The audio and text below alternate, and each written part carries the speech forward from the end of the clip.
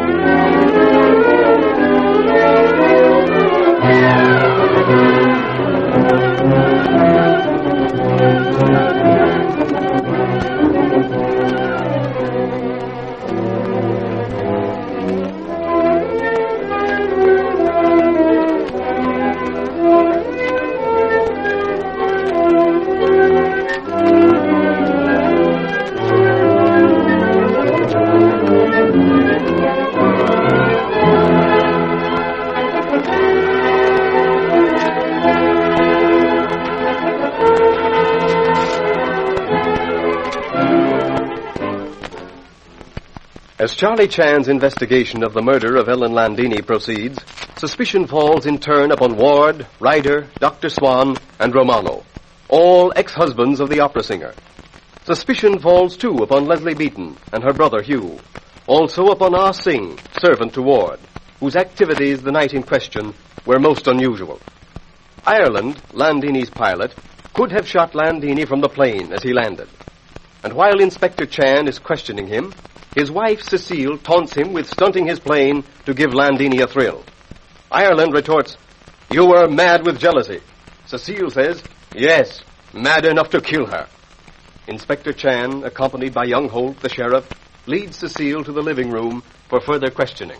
Cecile, I am fully understanding in matter that you may have said I was mad enough to kill her as merely, shall we say, figure of speech. But other police, you understand, will not be likely to view speech in similar manner. Oh, I did not kill her, Monsieur Chan. I speak wild. I was excited. It was, as you say, manner of speech. Mr. Ryder, you were looking from window.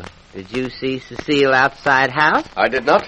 And not only that, I saw Cecile coming down the stairs to the upper hall after the shot was fired. She could neither have been outside nor in the study when the shot was fired. You are forgetting something, Mr. Ryder. And that is?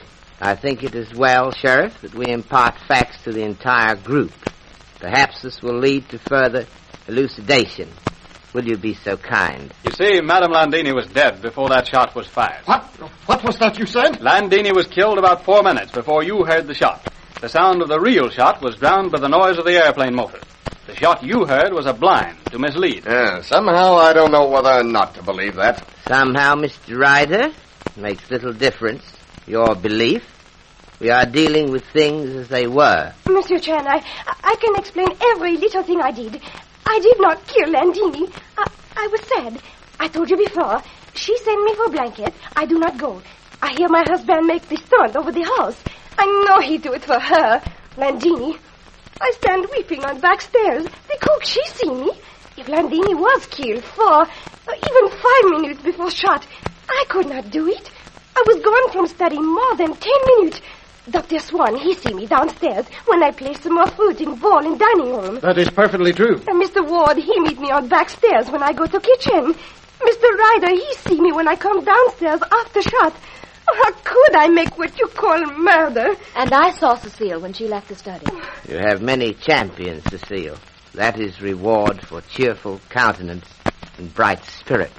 Do not spoil same by such hasty, ill-timed outbursts as, "I was mad enough to kill her." That is all now. You may go to your room. Thank you so much. So, Miss Beaton, you saw Cecile leave the study. Yes, I did, Dr. Swan. One moment. I saw you... One moment, please, Miss Beaton. Dr. Swan, can you remember what you did see as you looked into study? I wasn't in the study, and I did not say you were in study. I said, what did you see in study? I didn't even look in the study. Mr. Ryder, what have you to say to that? You must have forgotten, Doctor. I saw you looking into the study, and you turned and went down to the living room. You must be mistaken, Ryder. I did not look in the study. Mr. Sheriff. Yes, Inspector? My request that you take Miss Beaton to study. I will join you in a few minutes. Sure thing. Come on, Les. Miss Beaton. You are not going to tell me, Dr. Swan, that Mr. Ryder was entirely mistaken? I don't know what you're driving at. You are not going to say that you were never near study? That is exactly what I'm going to say. I'm sorry, Ryder, but you were mistaken. Or else you were trying to put the blame for the murder on my shoulders. Don't be a fool, Swan. Why should I say I saw you if I didn't? Please, gentlemen, remember that he who would throw stones must first reflect upon safety of his own house of glass. Dr. Swan, Mr. Ryder's statement is corroborated by another witness. Someone else saw you at study. Who? Who else is lying about me? No one is lying, Doctor. There's no accusation attached to being at study. That is, there was none till you so vehemently denied same. Now look here, Chan. I don't intend to be... Dr. Swan, let me give you a piece of advice. She comes too near to guilt, the empress who is tried. He comes too close to same, the emperor whose faulty rule is much denied. Are you inferring that... Nothing was inferred, my dear doctor, that you did not bring upon yourself by too fervent denial of inconsequential facts. That is all, Doctor, for the present. Thank you so much. By Jove. Well, I'll be. Holt. Holt?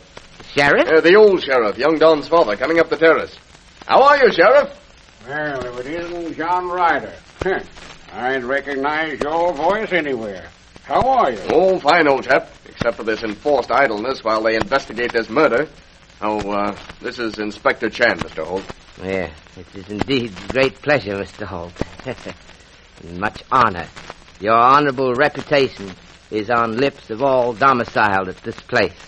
Shucks, Mr. Chan, my reputation ain't nothing alongside of yours. Is my boy still here? Yes. At the present moment, he is in study.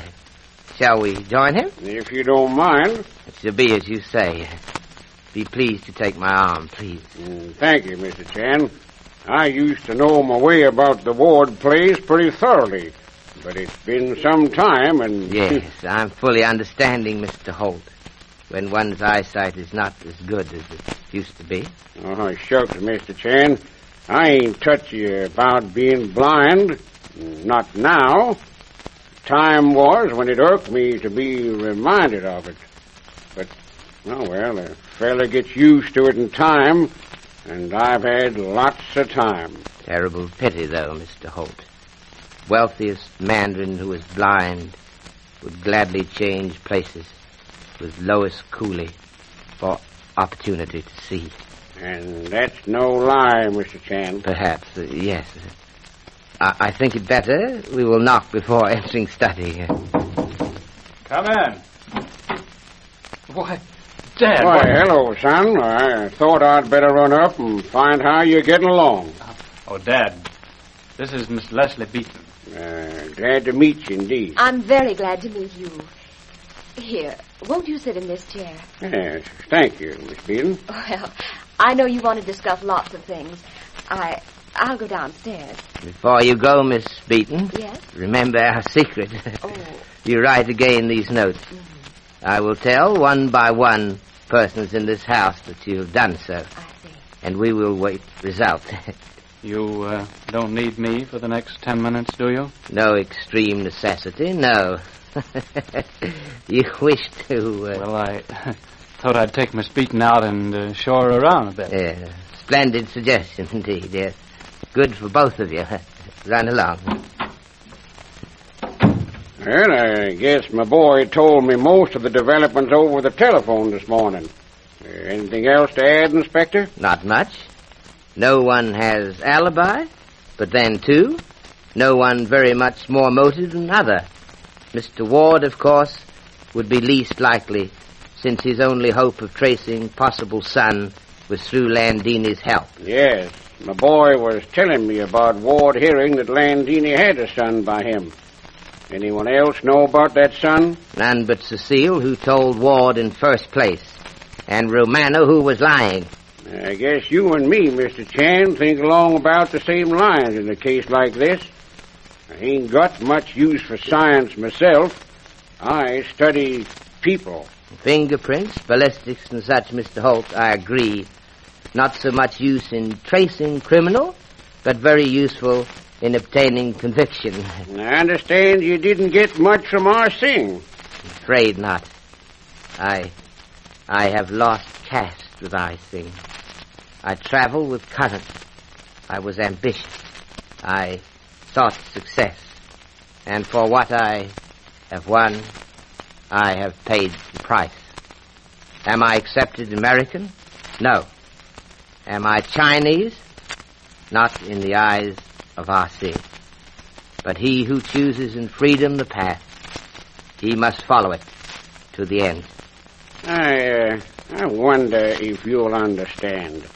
I've been a friend of Ah Sing for 50 years. I'd rather cut my tongue out than say a word agin him. Yes, of course. But duty's duty, and it's my boy. You understand? Yes. I've been sitting here pulling something off the arm of this chair. Here. What is it? Sort of a light, hairy fuzz. And the color, man, the color. Blue. Blue. Same as blue from blanket. Blue.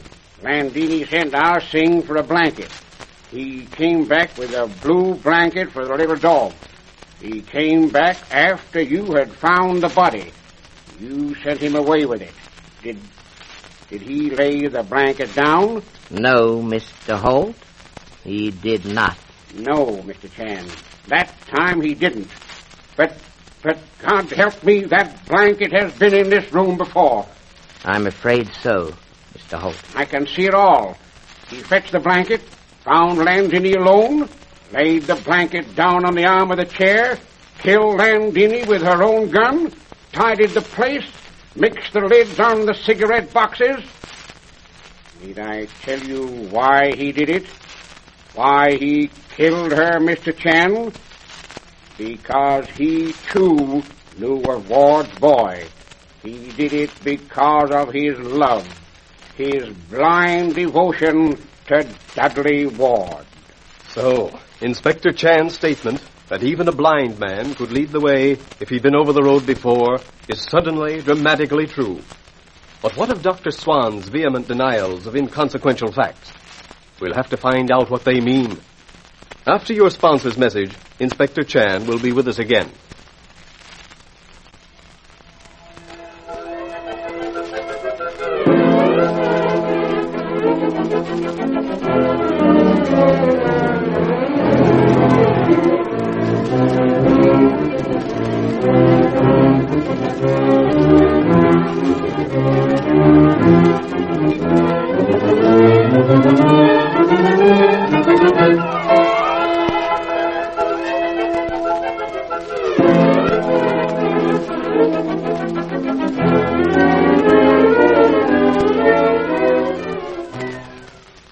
Inspector Chan, what treat do you have for us tonight? I have been thinking of Cecile's quick tongue.